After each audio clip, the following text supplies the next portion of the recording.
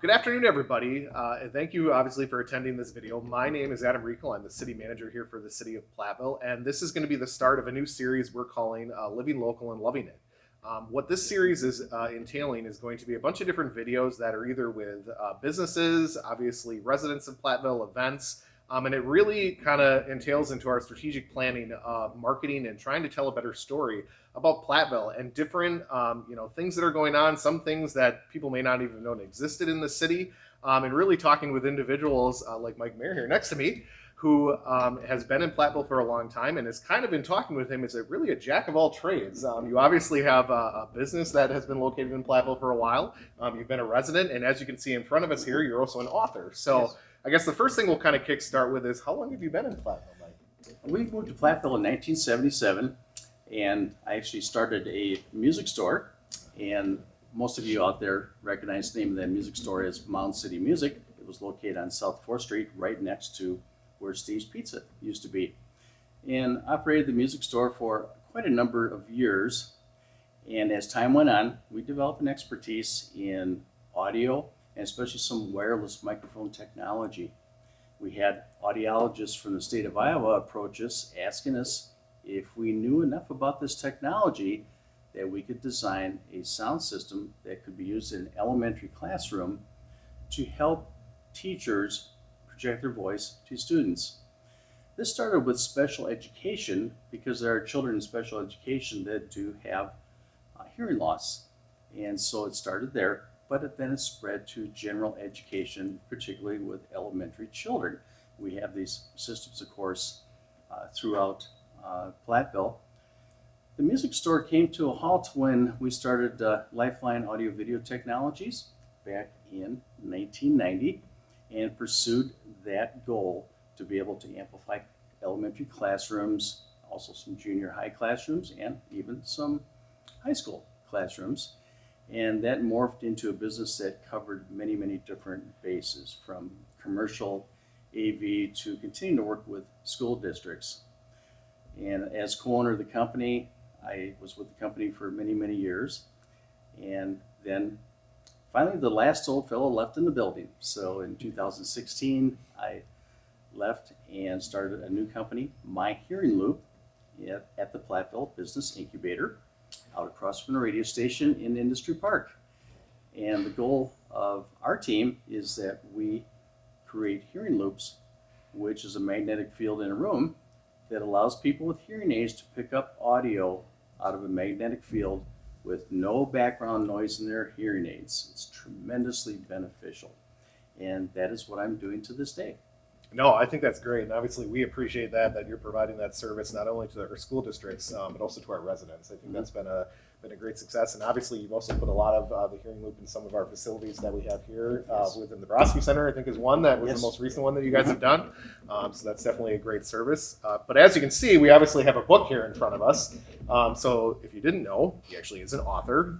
This is how many books have you written, Mike? Actually, this book is the second book. The first book that I wrote was titled Oil, Fire, and Fate. What happened is my father served in World War II with the U.S. Navy, and he served in the Pacific. He was aboard an oiler called USS Mississinewa. Now, an oiler is the Navy's term for a tanker. Think of it as a floating gas station. And the oilers would travel at sea alongside another ship and send over hoses and send fuel across so that they could fuel at sea. And this was new in World War II.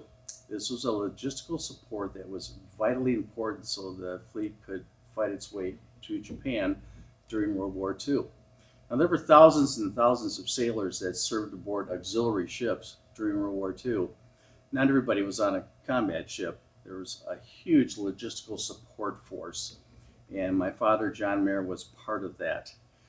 And so when I was growing up in the 1950s, 1960s, he never spoke about his experiences during the war. Eventually, as a 12-year-old boy, I found out that his ship had been sunk by the Japanese, but I didn't know any more than that. And it took 29 years, went by.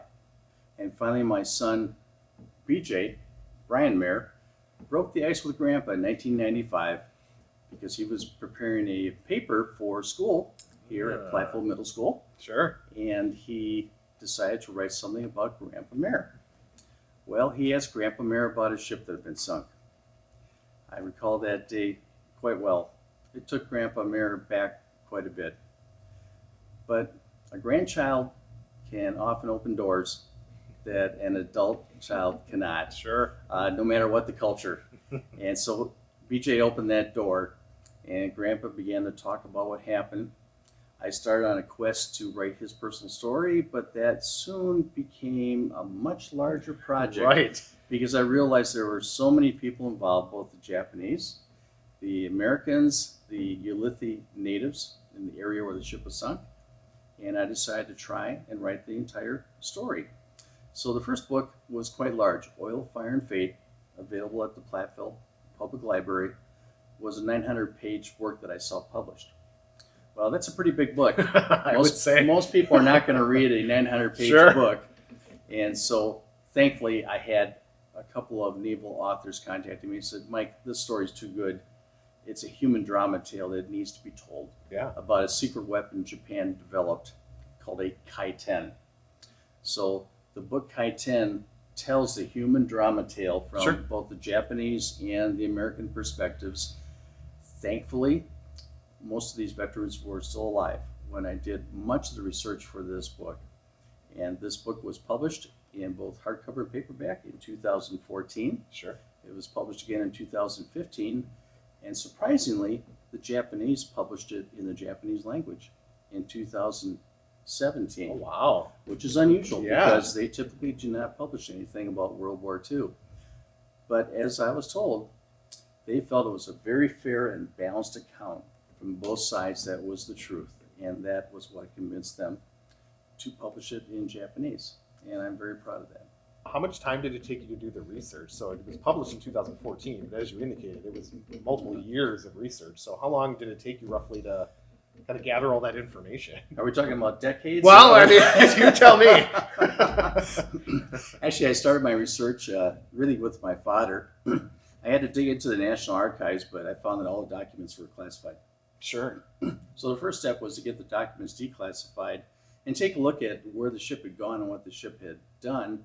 I began to jog my father, John Mair's memory, and it started to come back. And memory comes back in bits and pieces. I then, with the help of a friend, we started to find sailors that had served aboard the ship that were survivors after the ship went down. And we put on 2 reunions for them in 1999 and also in 2003. Over the years in between those dates, I spent literally thousands of hours interviewing Sure. sailors from both Japan, from the Imperial Japanese Navy that were part of the secret weapons manned suicide torpedo program called Kai-10, and also U.S. sailors. I interviewed almost 300 U.S. sailors Oh, wow. for this particular book, which was a wealth of knowledge and personal stories. Sure. So this really is the human drama tale of what happened. It is not a dry history book. Right. Can you give everybody, kind of the viewers here, just a brief kind of understanding of what exactly does the book kind of go through? Does it walk through, as you said, it's a lot of personal stories. Can you kind of give them a quick summary of what it really entails? Yes, indeed. The book actually goes back and forth on a timeline between events that were taking place out in the Pacific with the crew of the USS Mississinawa, the operations they were involved with, and it's a little bit of an overview of the bigger picture of the war in the Pacific. And then every other chapter goes over to the Japanese side. What were they doing to develop this manned suicide torpedo program as a desperate attempt to try and slow down the U.S. fleet? The Kai-10 program was designed to try and inflict major damage on the U.S. Navy so that perhaps the Japanese could sue for peace and have peace terms rather than unconditional surrender. That was the entire purpose of the program. So the book goes back and forth between the Japanese and the American sides, and there are tremendous personal experiences and events that happened, and some mysteries were solved in this book as well. What unfolded during the Kikasui mission, the only successful documented sinking of a U.S. Navy ship in World War II by this secret weapon. In addition, not only that was discovered, but the fact that the stories of these veterans from both Japan and the United States, they have been preserved, which I feel is really important. But can you talk through some of the different kind of documentaries that you've been a part of, or what's kind of coming down down the pipe? You bet. Back in 2003, 2004, as I was continuing to do my research, the word got out that I was working on this particular project. I was contacted by producers from the History Channel, especially, that were very interested in this particular story. And so the History Channel did a couple of documentaries, 1-hour television programs on this particular story. And that was actually before the books were published and before Kai-10 was published. There was a great interest in this because it was essentially unknown in the United States, and truly in the early 2000s was unknown in Japan. So this was something new. I also contributed to several programs through both National Geographic and additional History Channel programs where I did not appear on the show, but I worked as a technical advisor to help them depict what was taking place. And I have quite an archive of photographs, video footage from 1944, and so on. And I even had the opportunity in 2013 to make 6 scuba dives on the wreck of the USS Mississippi at Ulithi Atoll, and actually go down, right down to the ship, and actually found the spots on the deck where when my father was off watch from the engine room. He would help with the fueling up near the bow. Actually went to where he was at and where he worked on the sunken wreck. In 2003, the Navy took the oil off the wreck. Since that point in time, I worked on shows in Japan about this particular topic, as well as continuing to contribute here in the U.S. I traveled to Japan in 2019 with my wife Nancy. We met with the group Kaiten Kenshokai. This is a group that are relatives of the Kaiten pilots. The reason why they call these sailors pilots is that they pulled them from aviation trainee programs. And so they adopted the name pilots because they were steering a manned torpedo, which essentially was a torpedo that was lengthened, had a cabin put in the center, a little hand crank periscope, and a human being was the guidance system. For this. On the 21st, I believe, in March here, you have a series that is going to be going on at the museum. It's part of our Winter Lyceum series. Can you maybe just touch a little briefly on what that's going to be about? No, actually the topic will be Kai-10, and during that series, I will be showing period video footage, some video clips of both the sunken wreck, some video clips from the History Channel, and still photographs, and so on. It's going to tell the story of Kai-10. In addition, I'm going to elaborate on our trip to Japan, what the meaning of that was. I was the first foreigner to ever speak at the very sacred Kai-10 memorial ceremony, which was quite historic in Japan. It was covered by all the national media. My wife Nancy and I had a television crew following us every day from morning until evening, which was a unique experience. It certainly was. And so we'll be telling a little bit about that trip, and also to reveal the fact that there is more filming coming up in the future that I'll be talking about. Very cool. So obviously that information will be, it's not only on the museum's website, but it'll be on our Facebook page, the city's Facebook page, the museum's Facebook page. So please, if you're interested, I'm sure Mike would love to see you at that event. And then obviously, as you can see, we have some books here, and Mike has graciously been willing to say that he would actually allow us to give these to residents who would be interested. So we are going to be having these books available here at City Hall, also at the library and the museum.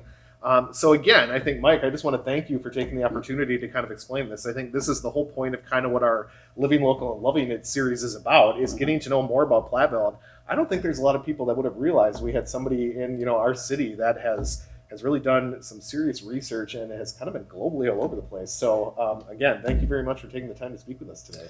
Thank you. I appreciate it.